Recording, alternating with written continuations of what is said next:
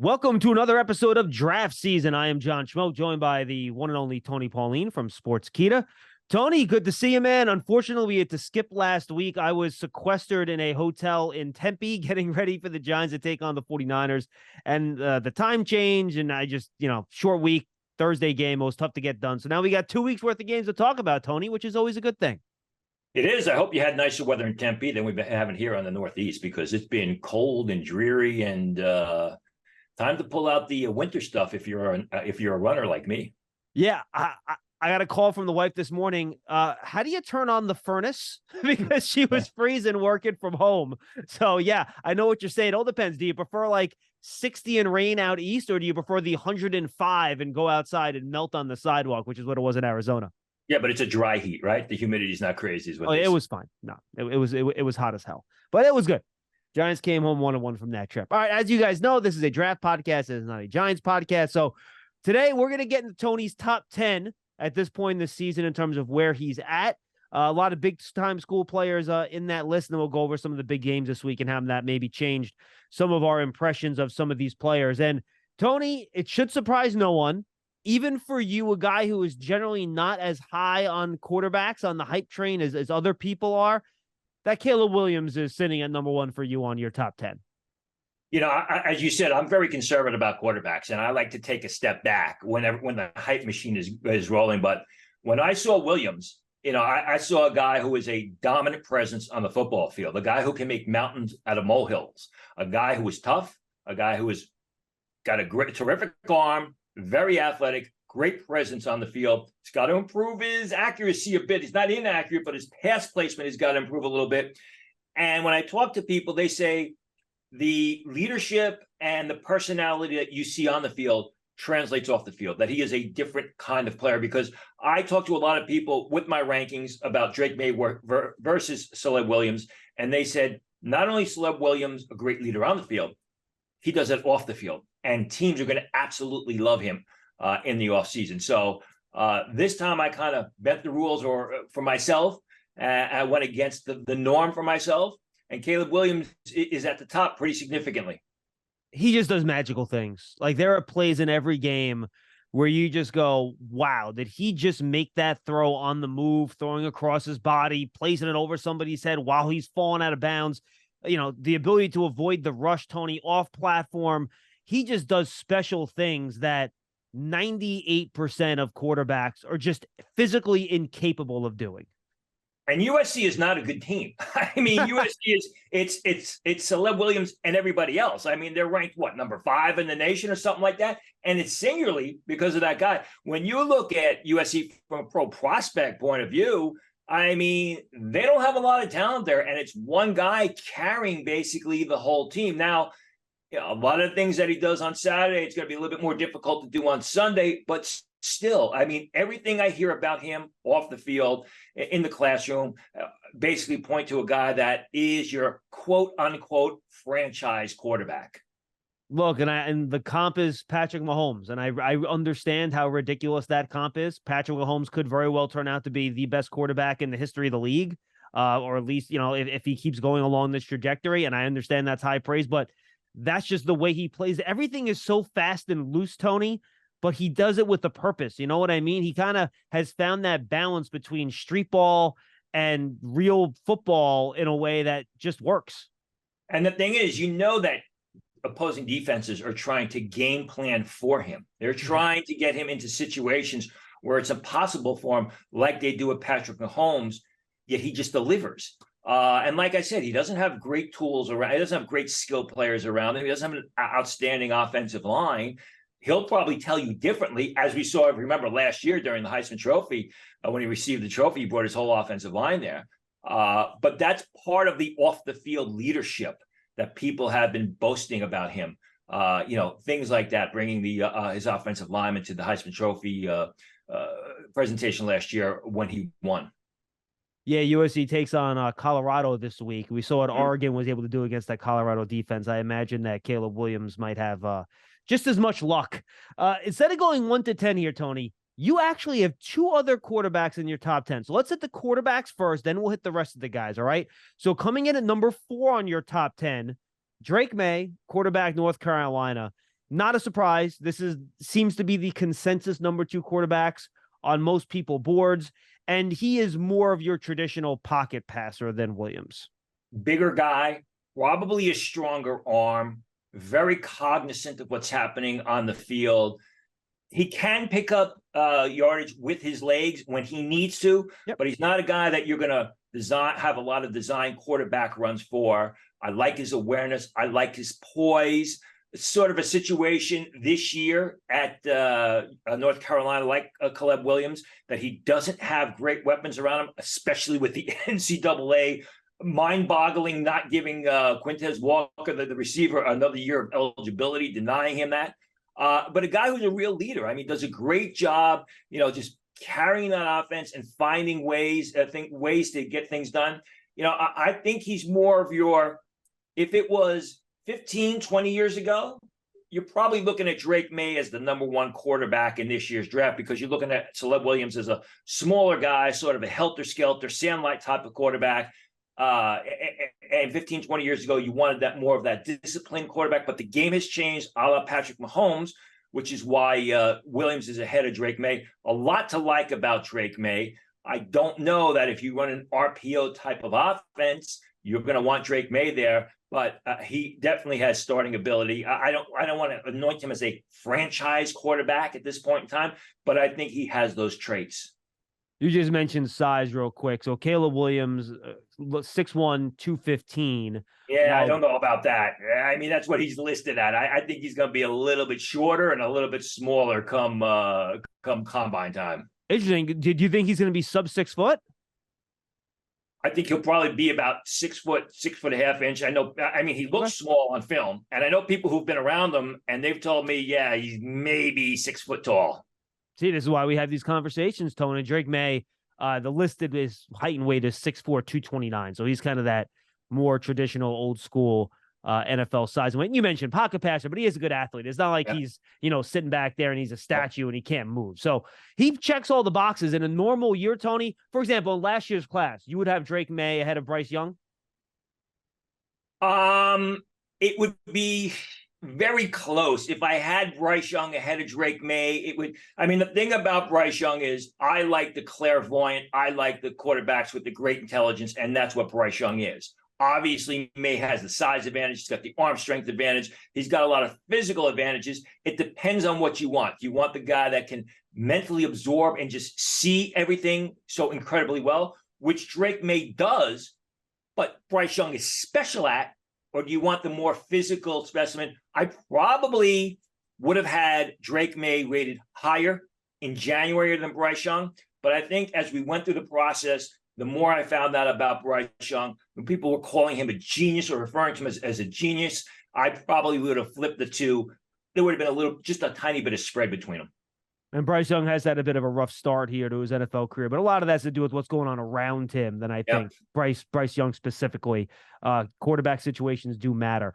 And you do have another quarterback in your top 10, Tone, coming in at number 8, someone I think if we spoke a couple months ago, he would not have been there. Yeah. Shedeur Sanders of Colorado. And listen, I was not a believer. Everybody had him rated early. When, coming off the year last year at Jackson State, I was like, I'm just going to sit back and I'm going to watch.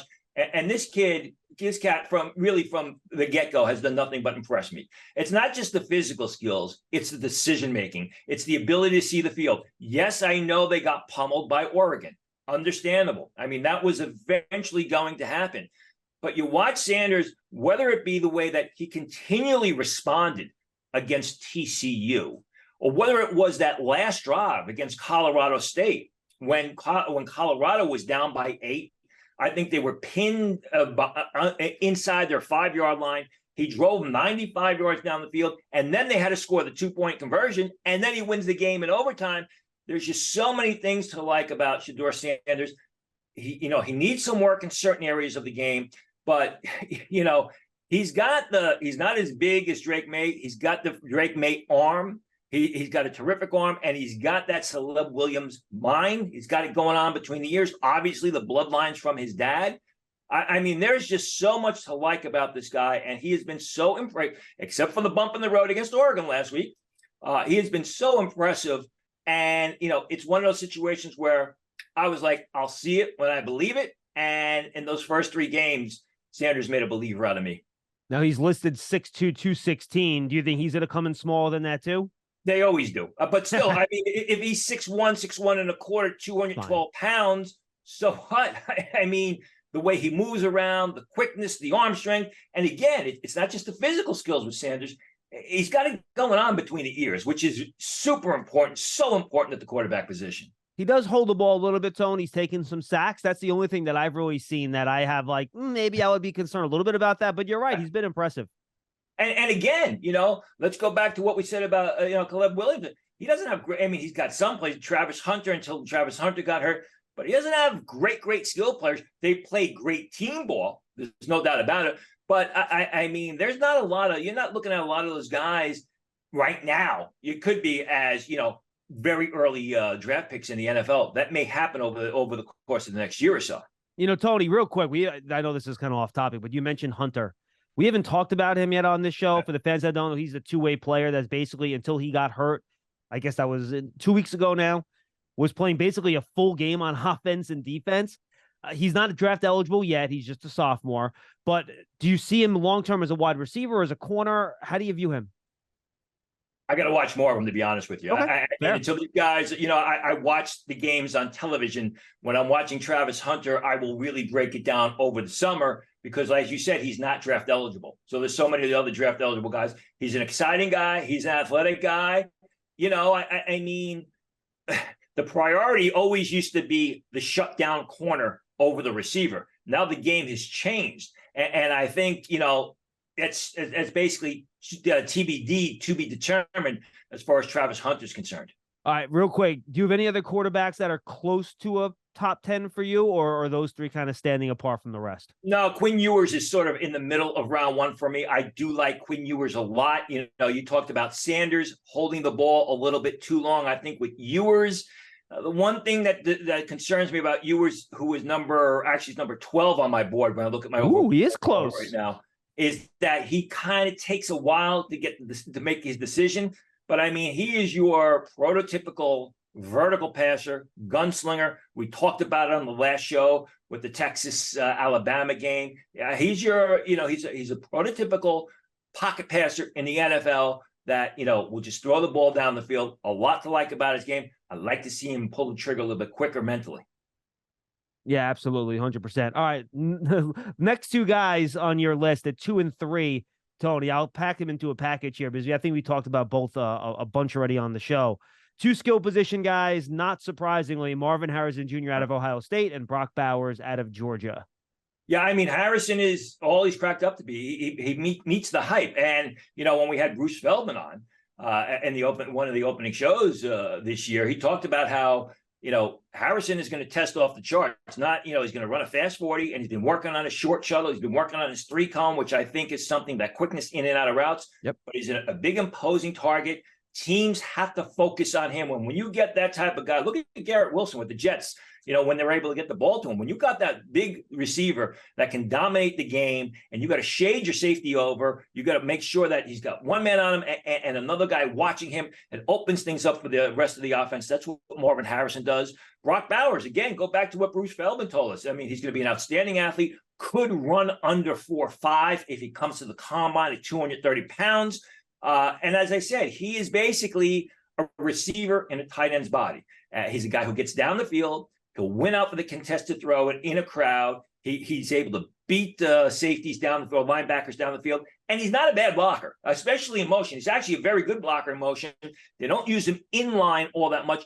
But when they do, I mean, he gets passable results. But, I mean, you don't want to use Brock Bowers as an inline blocker unless it's absolutely necessary and take him away from what he's so outstanding at, getting down the field and making the reception, which is what teams want these days in the NFL at the tight end position.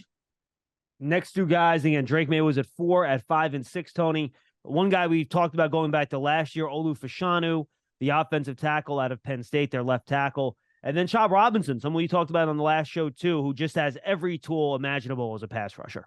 I'm either going to look like a genius with Chop Robinson, or I'm going to look like a moron, because I don't know any other people have Chop Robinson graded as high as I do. But you watch this kid, watch him last week against Iowa. He's all over the field. He's an impact player. He's not just an edge rusher. He's not just a wide angle rusher. He's a guy that's got an inside move. He plays with great technique, breaks down well. He's athletic. He gets out into space. You can stand him over tackle. You can have him come out of a 3-point stance. And the fact that he's practicing against Fasciano day in and day out, as well as the rest of that Penn State offensive line, which I hope we get to talk about later on, it's just making him a much, much better player.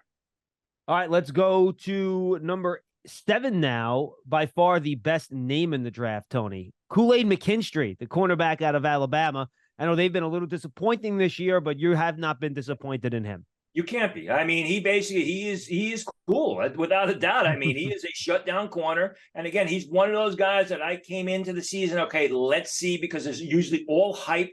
After the quarterback position, you see all this hype on the cornerbacks, and he's really answered the call. I thought he's played very well. Teams don't challenge him that much, and when they have, he shut them down, or he's made good plays. He's also an outstanding punt returner. So again, you talk about priority positions. Everybody wants to focus, on the quarterback, but left tackle and cornerback are also priority positions come NFL draft. And right now, McKinstry is far and away my number 1 cornerback on the board. You had Shedeur Sanders at number 8. Joe Alt, the left tackle from Notre Dame. We talked about him, I think, on our first summer show, Tony, looking ahead, even going back to our, look ahead draft show back in last May. And, I had watched it. I'm like, he doesn't move that well, but he's so big and powerful. But boy, he's played great so far this year. Technically sound. Again, the tackle position is all as much as it is physical, it's also intellectual. You have to know how to use body positioning and angles to shut down the opponents, to shut down the edge rushers, how to use your hands. He does it all incredibly well. Really, after Sanders, there's a bit of a drop off on my board. So this is where you get into the second tier of those, top 15 picks. And again, Alt is a really good left tackle. Will he be a left tackle in the NFL? My view is you leave him at left tackle until he proves he can't play at left tackle, and you move him to right tackle. But you're right, and we've seen that sort of lineman come out of Notre Dame in the past and have success. Yeah, and look, and we'll talk about what that offensive line did against Ohio State too in a little bit. They did a heck of a job this week too. I'm with you. All right, finally, number 10, another Buckeye on the list, and it's another wide receiver. They're basically wide receiver U at this point with all the guys they develop. And Emeka Egbuka, Tony, I watched him over the summer, and I'm like, all right, he looks like a good player, solid wide receiver, maybe 2nd-round pick. But boy, he has taken his game to another level this year, in my opinion. And he just looks like wide receiver that's been coached extremely well. Like, he does everything well. He has good hands. He's a really good route runner. He's quick out of his breaks at the top of the route. And he's going to be a really, really safe 1st-round pick for somebody this year. You look at a couple of years ago when the Jets took Garrett Wilson and Chris Olave was taken right after him, and Olave was kind of written off. It's sort of a different situation in the sense that, everyone's focusing on Marvin Harrison Jr. at Ohio State, and that leaves opportunities open for Egbuka. And he's taken advantage of those opportunities the past 2 years, made some important, game-impacting receptions against Notre Dame. He's got nice length. I don't think he's super fast, but he's fast enough. Yep. Always comes through for that team with a variety of quarterbacks. I had him graded as a 1st-rounder coming into the summer. As a late 1st-rounder, when I look at the board right now, I think he is a probably top 15 pick. But again, the board kind of drops off after Saunders for me. It was Egbuka, maybe Jatavian Sanders out of Texas, who I like a lot, Quinn Ewers of Texas, but I think Egbuka fits there at number 10. And when you look at, I got to just say, when you look at my overall top 10, where the past 2 years it was defensive heavy and you had a lot of defensive prospects, it's the opposite this year. It's primarily all offensive players at this point in time, except for 2 guys. And the other thing that stands out to me is no seniors. I mean, it's all underclassmen, and that's the end result of underclassmen coming out and watering down the senior class. And Tony, last thing on the top 10, because I really think this is true. We've struggled the last 2 years, I think, to find a large number of what we would consider blue chip prospects at the top of these classes. Yeah. Caleb Williams, blue chip. Marvin Yep. Harrison, blue chip. Brock Bowers, blue chip.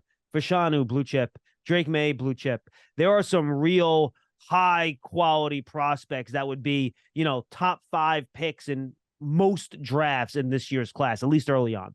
And I do think that Chop Robinson and McKinstry and Sanders can also, if they continue to play well, elevate into that. Yeah, these are the guys that you would take top 5 in any draft. 100%. All right, let's go over some of these games, Tony. We just talked about Notre Dame and Ohio State players. Hell of a game on Saturday night, man. And I felt like I was watching 90s college football again. Teams are just running the ball. They're pounding it. This wasn't, spread, read option, RPO stuff. This was old school football. And quite frankly, even though Notre Dame lost the game in dramatic fashion with having 10 men on the field for 2 straight plays at the end of the game, which is, this isn't a college football show, but my God, you could spend 30 minutes on that.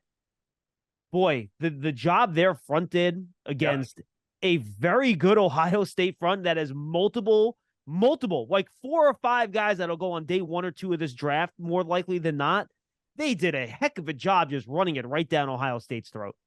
I thought that this could be, a statement game for Sam Hartman, who went from Wake Forest to Notre Dame. I thought this was going to be the kind of game where he just stood out and, wasn't going to be a first-round pick, but was a guy who was going to go establish himself as a day 2 pick, which I still think he is. And by the way, he was fine. He wasn't great, but he was fine. And what happened was he was okay, and then Notre Dame found something that worked, and to their coach's credit, they stayed with that. Like you said, they just basically beat the Ohio State front up, or they beat the Ohio State defensive line up front, and Ohio State couldn't stop them. And Hartman, to his credit, did a good job managing the game from that point on. I think that the Ohio State defensive line is a little bit smaller. It's always a little bit smaller. I mean, they go with those quick one gap type of guys rather than the big bodied gap occupiers. And that's what Notre Dame was able to take advantage of. I thought, a couple of guys who stood out for me. I thought Ransom and Proctor, the safeties for Ohio State, played very well. Obviously, Javonte Jean-Baptiste, the Ohio State transfer, the edge rusher, had a chip on his shoulder, playing for Notre Dame, wanted to show something to his prior team. He's considered a late-round pick. I thought he did very well. Obviously, Notre Dame has a star in the making. We were talking about Travis Hunter before. They have a star in the making in Benjamin Morrison, their sophomore cornerback, who looks like he's going to be a big-time player. It was an enjoyable game. I mean, really, the one player who didn't impress me all that much was the Ohio State quarterback, McLeod. I mean, if he was more accurate, I think Ohio State would have won that game by a lot. And when I say accurate, he's not throwing receivers free. He's not putting the ball in front of receivers and letting them run to the pass. And what happened was there was a lot, even that catch by Ibuka late. I mean, if he puts it in front of him, Ibuka's probably in the end zone. What happens is they adjust backwards, and it leads to a loss of opportunity running after the catch. Does this at all? And by the way, to his credit, he actually did have a nice last drive to drive Ohio State down in that game. So you got to tip your cap for that. But you're right. Before that, I mean, just look at the point total, right? It was just inconsistent quarterback play. Ibuka and Marvin Harrison Jr., we all had to hold our breath when Marvin Harrison Jr. had that injury, and you're like, oh boy. But he came back into the game, and it looks like he's going to be okay. The other guy to keep an eye on Ohio State is Cade Stover, the tight end, because he was on my list. Yeah, he was about to enter the draft last year, and then he had a back injury and a hip injury, excuse me, in that semifinal game. He's very consistent. He doesn't look like a fast guy on the field. He looks like a 4.7 guy. But I'm told that Cade Stover, when it comes combine time, is going to test through the roof. He's going to run the 4.5s at 240 pounds. Wow. He's a nasty tight end. It's a matter of coaching him to play to that speed. And we can talk about the Ohio State coaching. Look how good C.J. Stroud is doing, if you remember my remarks on C.J. Stroud a year ago. So keep an eye on Cade Stover, who did very well. I was not too impressed with the Ohio State offensive line. Donovan Jackson and Matthew Jones. Jackson is a guy, I have him as a second-round pick right now. Some people think he can sneak into the first round. I didn't see a guy who was, all played very well. I didn't see Donovan Jackson playing first-round football, if you will, against Notre Dame. Do you give a hit to any of these Ohio State front players for their inability to stop Notre Dame's run games? The Sawyers, the Eichenbergs, Tuamalo, Hall, any of those guys that you looked and you were a little disappointed, or You were they have to. fine? You have to. I mean, Tuamalo made some decent plays rushing the passer. He knocked away a ball. He made, I believe it was 2 consecutive plays. He knocked away the ball. He almost intercepted a pass.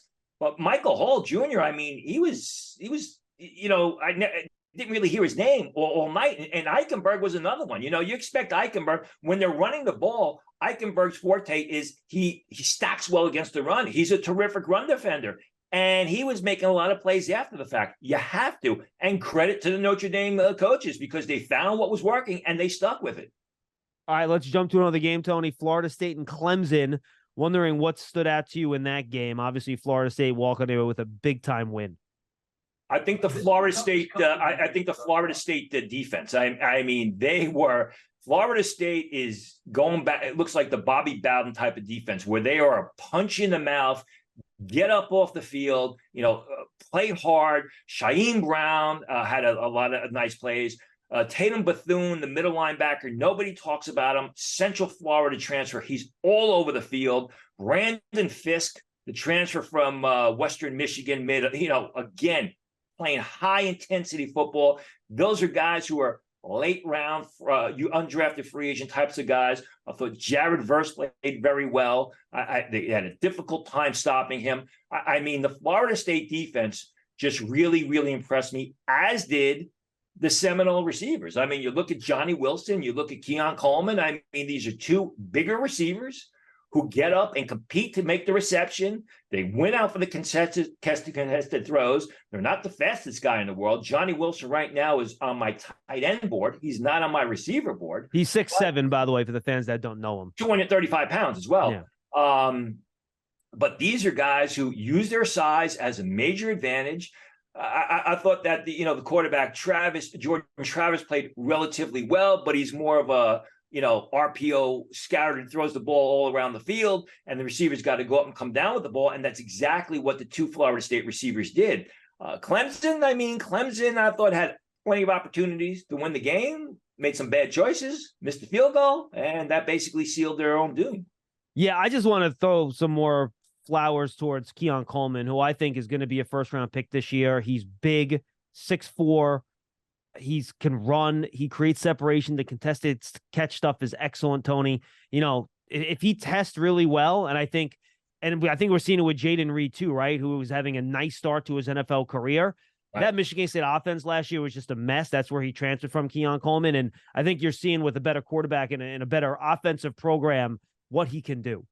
He's going to have to test very well. And somebody asked me about this. Somebody took me to task on this on Twitter because I posted my receiver rankings, and I had Coleman rated much lower, and I compared it to Nakua, the kid out of BYU, who's played great the first 3 games of the year, in the sense that bigger receivers who can't, run in the low 4.4s, they're just not a high priority. There's not a lot of attractiveness to take them early in the NFL draft. Doesn't mean they're not going to be good NFL players, but they're looking for those low 4.4, high 4.3 guys, or the guys who can run scissor sharp routes. We'll see if Coleman can do that, but he's a real good football player.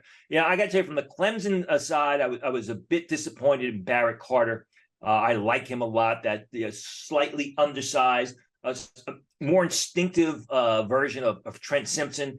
Didn't see him making too many plays. Tyler Davis had a lot of tackles, but he didn't make a lot of impact plays. And that Florida State offensive line is good. They're not great. And I would have thought that the Clemson defensive front 7 really would have handled them, but they didn't.